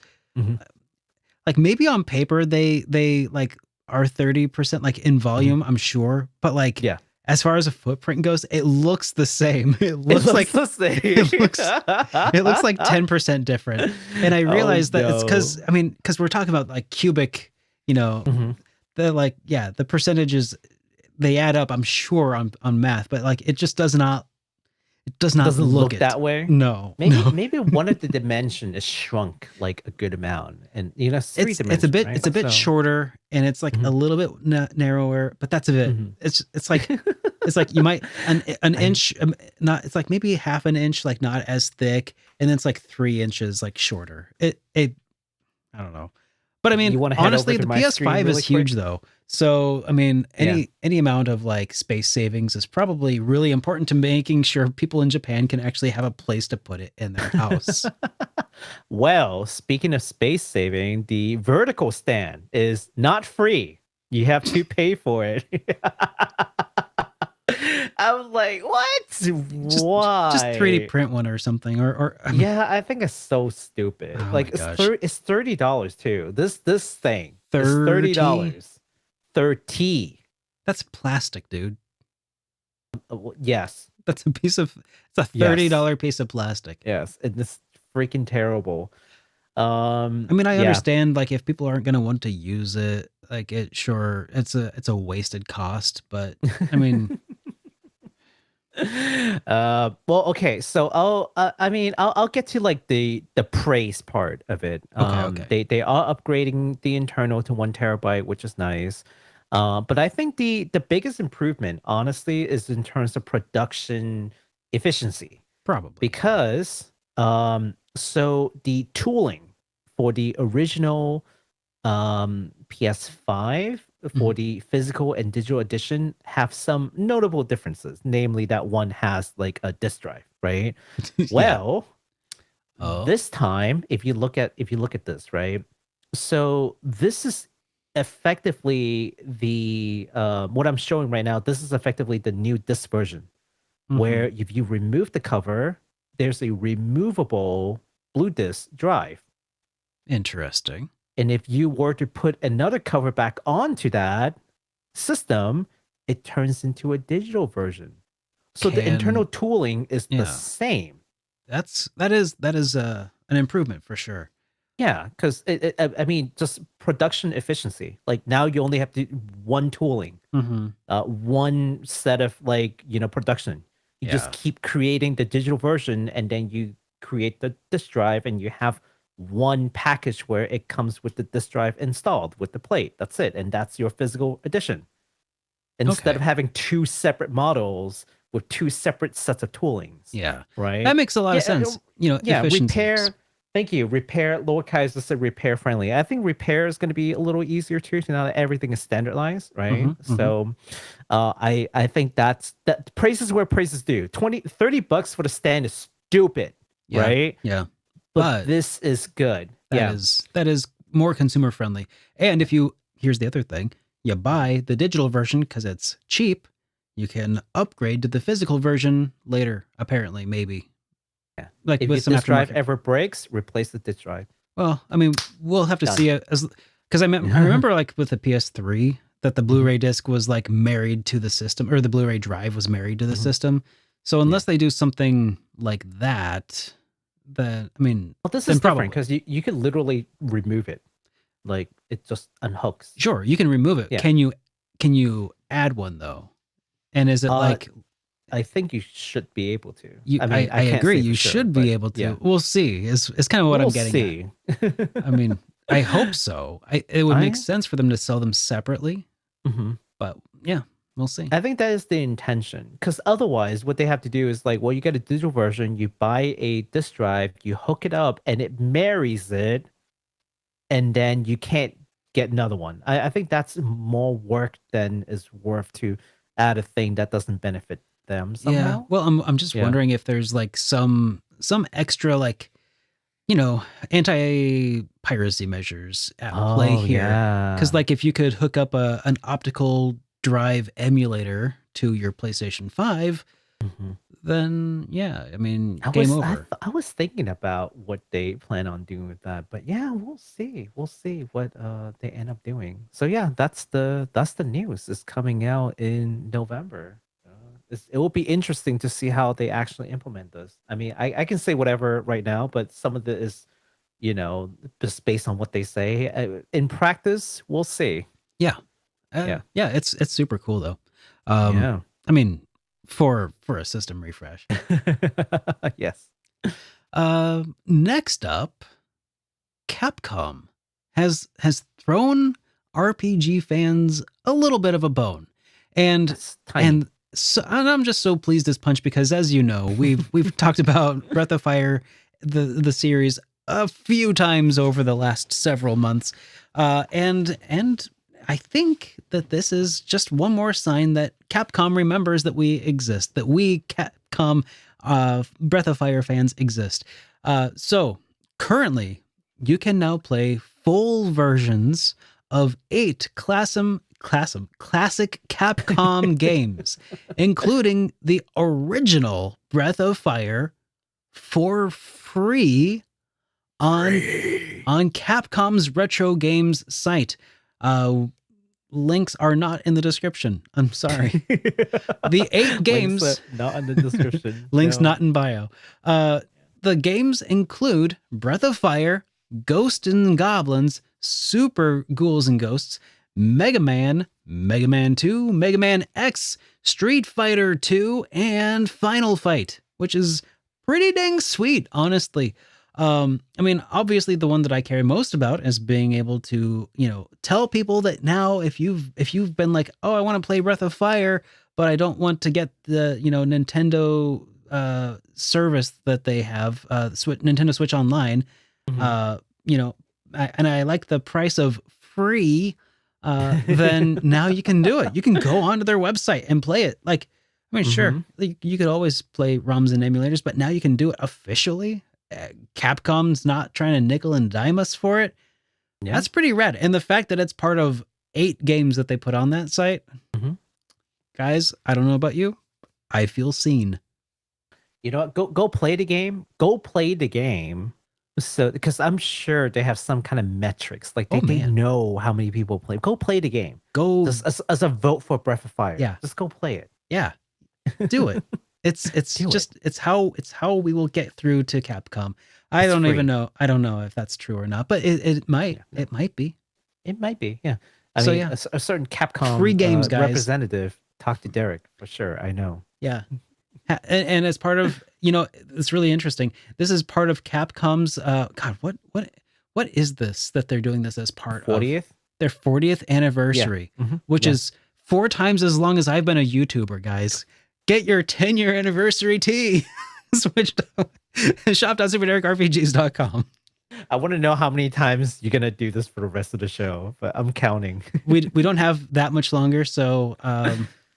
3 times. Again, though, everybody, for real, the reason I'm pushing this so hard is that, as far as I know, I think that these pre-sales are probably going to end tonight. So, or if not, hopefully maybe tomorrow. But we'll see. In like 3 hours. Yeah. So, get it while you can. Right. Okay, so moving on. I just wanted this is more on a personal note. I don't know if this is necessarily industry news or like more like fan community. This is more fan community. Okay, let's say that this is fan community news. Actually, the IndieLand 2023 is coming, and it's going to do the kickoff in 5 days. Actually. So, for those who are unfamiliar with IndieLand, this actually started back in 2018 between the Completionists and the Open Hand Foundation. The event raises money to support research of and for those suffering from dementia. So, if you want to find something that, supports the research into dementia, if you have loved ones who suffer from it, it is very widespread kind of age-related illness. Definitely check it out. I will definitely be supporting this myself. Additionally, as the name of the event implies, it spotlights many indies. So that's like the other cool thing about it. So what they do is there's like a 3 days marathon, right? And it's going to start on the 27th. And actually, wouldn't you know it, on day 1 of the marathon, it's going to include Sea of Stars, Celes, and an upcoming RPG from our friends over at Something Classic Games Quartet. Oh, that's awesome. Yeah. I was chatting with Ty, and Ty is like, "Oh yeah, like we're gonna be showcased in IndieLand." I was like, "Wait, what? Shut up!" That's so cool. Day 1. That's so cool. Oh man. So Something Classic, guys. Oh, by the way. Speaking of Something Classic, they also published a game that is also on sale right now on Nintendo Switch called For a Vast Future. It's like $2. It is a Game Boy Color inspired RPG. It's a lot of fun. I put out a little video talking about it a while back. It is pretty rad, super cheap right now. Go check it out. Yeah, they're cool guys. So definitely check out IndieLand 2023. Again, I will definitely be supporting them from basically up until I get on the plane, because guess what? That's the weekend that I fly. So yeah, I know. They'll be doing all these fun stuff while I'm in the sky. Well, actually, no, I'll make it for the first day. I'll be there for the 27th. This is the second day that I'm not going to be there. Yeah, so you know what? I'll be able to see them play Sea of Stars and Quartet. Here's the thing, like, because we're in the community, right? Like, whenever I see like a JRPG being played for a thing, I feel kind of proud. Like, I know that's our boy. Yeah. Sea of Stars. You gotta Quartet. You gotta cheer him on. Man, I know, right? Quartet, man. I am so looking forward to that. After Something Classic, put out Shadows of Adam several years ago at this point, I've just been following a lot of what they're doing, and this game looks like it's gonna just be so much fun. Oh, Quartet's fun. I haven't played the demo yet. They gave me a key for the demo. I need to play it, and I'm terrible. So it's fun. So I haven't done it yet. But it's fun. Yeah. So that's going to be happening while you're in the sky, you said? No, day one I'll actually still be in the States because that's a Friday. I'm flying on Saturday morning. So it's 3 days. It's Friday, Saturday, Sunday. I'm gonna miss 2 of the days, but I'll be there for day 1 of this. Okay. Well, you know what else is in the sky? Trails, of course. Indeed. Oh my god. These segues cannot be stopped. I thought you were going to segue into your shirt again, which, by the way, only has... Oh, my gosh. How long? My shirt has only... Oh, okay. Just kidding. What? It's okay. So, but yeah, speaking of merch, we do have a little Trails in the Sky merch update for you guys. Yes. So I'm trying to find... I accidentally got rid of the link, so thank you for killing a little bit of time, because I was like, I lost the link. Here you go. Here's the link. We can take a look at it again. The missing link. Okay. Yeah, missing link. So some time ago, a little company called Kotobukiya, you may have heard of them. They were releasing some new Trails figures, and wouldn't you know it, they are continuing to release a bunch of Trails figures. So I think like Tio, is it Tio? Oh, it's yes, Tio, right? Tio. Yeah, Tio just got revealed some time ago. And then before that, it was like, Rene got... Ren is actually for Risha, pre-order. Risha as well. Risha, I have Risha in my in storage because I haven't unboxed it yet. But yeah, but guess what? The next person is none other than the best girl, Estelle Bright. And here's the prototype version that you can see. That is so cool. That looks like her not Cold Steel, Trails in the Sky SC outfit. Yes. Great. Wow. I don't know how you knew that. But either SC or I think it was the same outfit in the Crossbow games also. But this is definitely the SC design. So yeah, a new Estelle figure is finally in prototyping phase. So if you guys remember, is planning phase. So they passed the first phase. The second phase is prototyping, which is where we are now.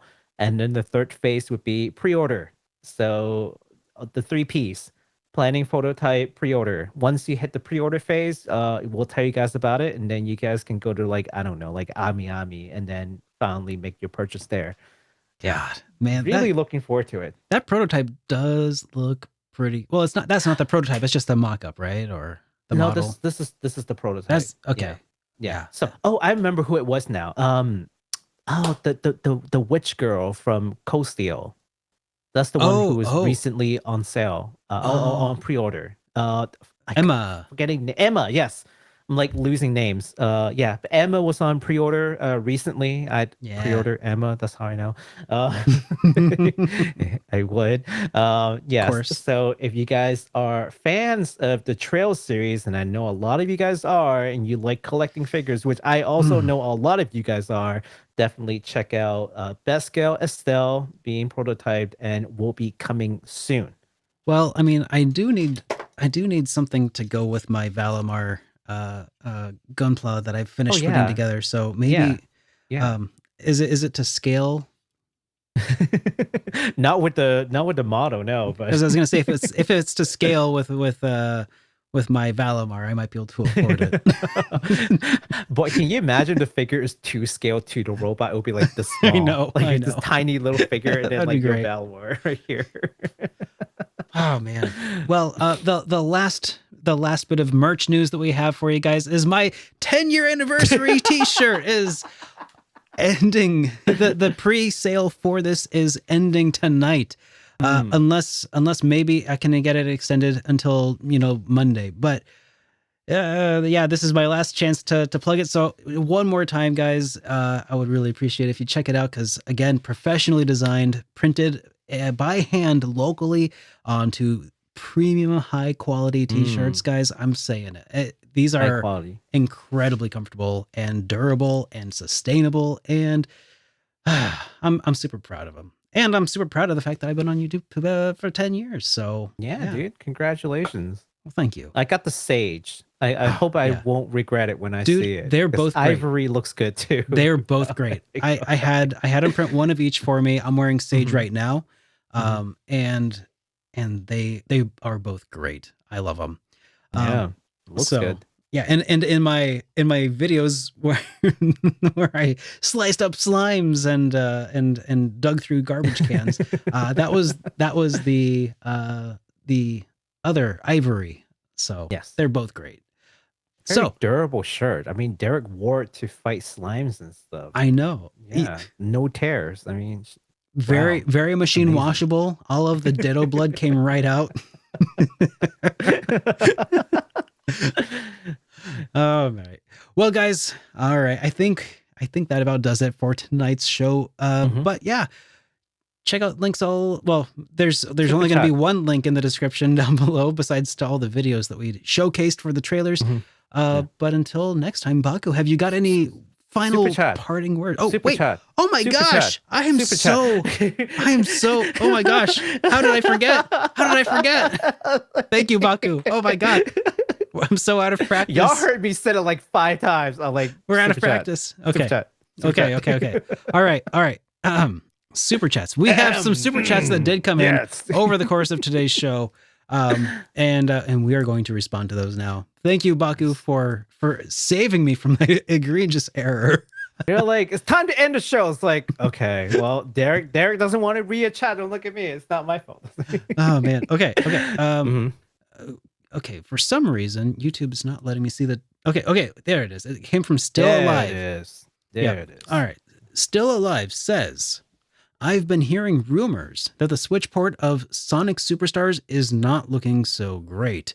So maybe the PS5 version is going to be the one to get. I wonder if Superstars will be featured on like Steam, because whenever it comes to like multiplayer games or like online play, I just feel like PC does it better. I've never it can depending on who's doing it. I mean, Sega, how is their track record for PC ports? I actually don't know because I don't play Sega games. The only thing I play would be like, I don't know, Persona, but it's not like strictly Sega. You know what I mean? Like it's like Atlas, right? And Persona plays fine on PC. It does. Like I had a lot of issue, but that was because my computer had issues, not because the game had issues. So, but strictly Sega game, I don't know when's the last time I played a Sega game. RGG? Yeah, but that's like Atlas too. It's not strictly Sega. It's like a different development. It's a sub-developer. Studio. Yeah, I don't know. Yeah. All right. Well, if we're treating RGG Studio as a different studio than Sega, then I get that. But yeah, I guess we'll just have to wait for here's the advice. Wait for reviews to come out. Don't pre-order anything ever. Seriously. unless it's my t-shirt. Dang it, I was waiting for that. Well, I was not planning that, honestly. but as soon as I said don't pre-order anything ever, and they're like, wait, this is different. This isn't a pre-order. This is just regular order because we're about to make them. So it's different. No, but you know what? The only thing I would say about the Switch version though is that because you can do like a local multiplayer. Yeah. And like the Switch is like pretty handy for local multiplayer games. It's true. Like it's a relatively small system that you can bring anywhere. You can connect like 3 other controllers and then you can just like go at it. Right. Yeah. So there's that convenience factor that even actually last weekend I was at my friend's house and someone just busted out a Switch, hooked it up to the TV with they had these like travel dongles that are like travel docks. Oh, cool. And I forgot which company made it, but like they just connected to the TV, really easy. And they just hooked up their controllers and they just like went to town and they had a lot of fun. So I guess it's like the intended purpose of the Switch, at least, or one of them. Yeah. So unfortunately, Just if a more it didn't portable play dock. well, Oh. if it didn't play well, that's unfortunate Yeah. because I think that's like part of the plan is that you can just bring the Sonic game anywhere and go to your friend's house who like doesn't have the game. You can bring yours and then you can just play with them and they have the controllers already. Just link their controllers to your Switch and then just start playing. Yeah. Um, that is super handy. yeah. Next up, we got a question here from Dennis Batista, who asked, any chance we get another Dark Cloud game? You know what? I would say chances do feel higher recently than they have for a while. Because for the longest time, level 5 has been just kind of the Yokai Watch machine. They've just been pumping out Yokai Watch. And now with Deca Police, or Decapolis, probably Decapolis, the game, I mean, it looks a lot more along the lines of like a Dark Cloud already. And I will say Dark Cloud 3, they did start making it once upon a time, but then they turned it into Rogue Galaxy. So it's possible Deca Police could even have once upon a time been a Dark Cloud like game. I don't know. We'll have to see when it comes out. But I wouldn't be surprised if it has some similarities. Actually, I would be very disappointed if it didn't. So hopefully Deca Police comes out and shows level 5 that people like us who want fun action RPGs that are not necessarily made for children exist, and we will play them. We'll buy them and support them. So hopefully, I mean, it's not like on a scale of like 1 to 10, I would say my certainty of it happening went from like a 2 to a 4. Like it's still low, but it's possible. It's double what it was before. So yeah, it is what it is though. We'll see. Still alive. That makes sense. Oh, did you have anything else you wanted to add to that before I move on to the last? Oh, well, I was gonna say, you know why they had to pump up so many Yokai Watch games? For the money? Yeah, for the money. Oh, okay. I mean, they need that money to do like other development, right? So they need to build that capital first to be like, okay, now that we have some capital, we can play around with some pet projects, right? That's true. Yeah. I mean, I think Dark Cloud might have been at least in part funded by Sony, which might also be a reason that they haven't reprised it. I don't know. Makes sense. But it could be kind of a Sony IP. Because it was like a launch title for PlayStation 2. Okay, next up, Still Alive says, how do you guys feel about Best Buy no longer holding physical media next year? Are you ready for future consoles to be digital only? Well, they said that they'll still sell games. All they said is that they won't hold like movies and such. So yeah. So originally I was gonna have that as one of the topic we were gonna touch on as like an industry thing. Particularly, I mean, specifically for the reason that you're bringing it up. But then I read it through again, and they said that, well, no, we'll continue to sell games, like physical. We just won't sell like blue disc movies and stuff, right? Yeah. So I mean, games may get axed in the future, but that's not what they're saying right now. I mean, I think that if they were to do that, I mean, it would suck because Black Friday deals would be a little bit worse, Yeah. Because I think that Best Buy does generally have pretty good sales on games sometimes. But if that did, like, if that was bad for, if they stopped doing that, honestly, it would just bode better for other places that do sell physical games.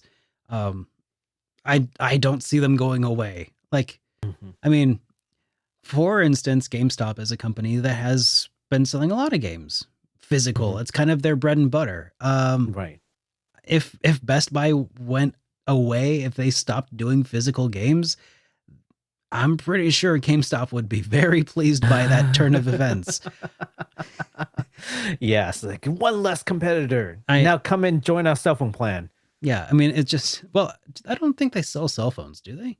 They sell Funko Pops and other collectibles. That's Radio Shack. Yeah. Sorry, that's the wrong. Nope. No, Yep, they yep. haven't slooped down to that level yet. But don't give them bad ideas because No, I mean they're doing fine, and they have they got a lot of collectibles and other things that they can also sell. But physical games for now are like, yeah, they're not going anywhere.